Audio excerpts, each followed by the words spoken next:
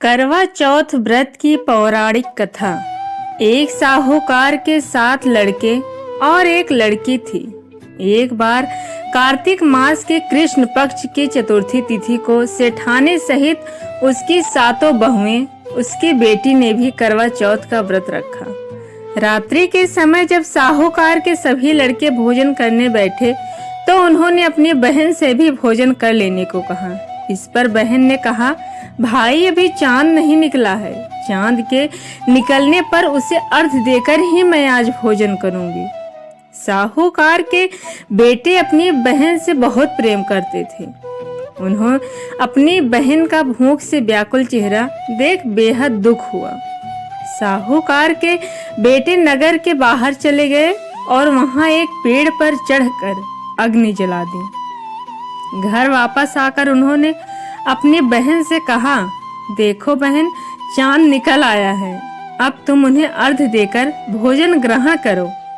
साहूकार की बेटी ने अपनी भाभियों से कहा, देखो चांद निकल आया है, तुम लोग भी अर्घ देकर भोजन कर लो। ननद की बात सुनकर भाभियों ने कहा, बहन अभी चांद नहीं निकला है, तुम्हारे भाई धोखे से अग्नि जलाकर उसके प्रकाश को चांद के रूप में तुम्हें दिखा रहे हैं।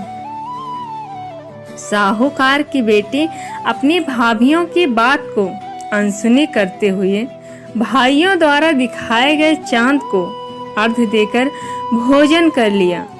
इस प्रकार करवा चौथ का व्रत भंग करने के कारण विघ्नहर्ता भगवान श्री गणेश साहूकार की लड़की पर अप्रसन्न हो गए। गणेश जी की अप्रसन्नता के कारण उस लड़की का पति बीमार पड़ गया और घर में बचा हुआ सारा धन उसकी बीमारी में लग गया। साहूकार की बेटी को जब अपने किए हुए दोषों का पता लगा तो उसे बहुत पश्चाताप हुआ।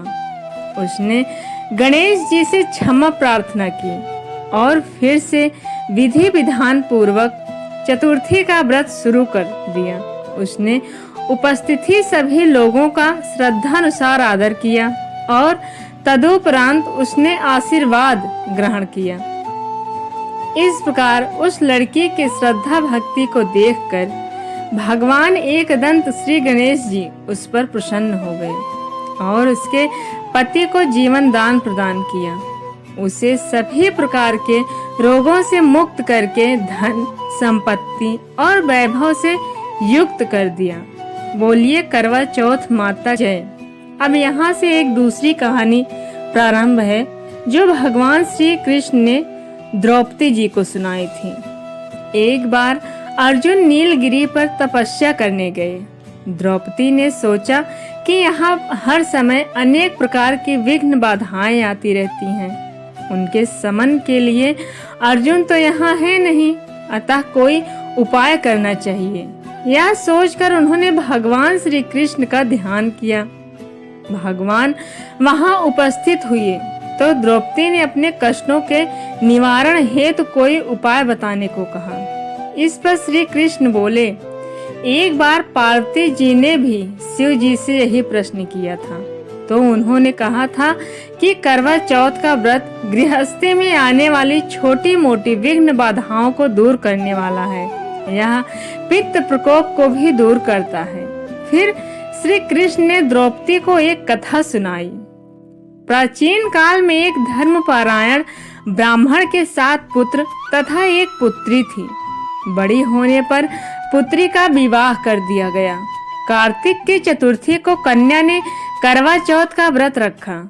7 भाइयों की लाडली बहन को चंद्रोदय से पहले ही भूख सताने लगी। उसका फूल सा चेहरा मुरझा गया। भाइयों के लिए बहन की यह वेदना असहनीय थी, अतः वे कुछ उपाय सोचने लगे। उन्होंने बहन से चंद्रोदय से पहले ही भोजन करने को कहा, पर बहन न मानी। तब भाइयों ने स्नेहवश पीपल के वृक्ष की आड़ में प्रकाश करके कहा, देखो चंद्रोदय हो गया, उठो अर्घ देकर भोजन करो। बहन उठी और चंद्रमा को अर्घ देकर भोजन कर लिया। भोजन करते ही उसका पति मर गया। वह रोने लगी, चिल्लाने लगी। दैव युग से इंद्राणी देवदासियों के साथ वहां से जा रही थी। रोने की आवाज सुन वे वहां गई और उससे रोने का कारण पूछा। ब्राह्मण कन्या ने सब हाल कह सुनाया। तब ब्राह्मणी ने कहा, तुमने करवा चौथ के व्रत में चंद्रोदय से पूर्व ही अन्न जल ग्रहण कर लिया, इसी से तुम्हारे पति की मृत्यु हुई है। अब यदि तुम मृत पति की सेवा करती हुई 12 महीने तक प्रत्येक चौथ को यथाविधि व्रत करो, फिर करवा चौथ को विधिवत गौरी, शिव, गणेश, कार्तिकेय सहित चंद्रमा का पूजन करो और चंद्र उदय के बाद अर्घ्य देकर अन्न जल ग्रहण करो, तो तुम्हारे पति अवश्य जीवित हो उठेंगे।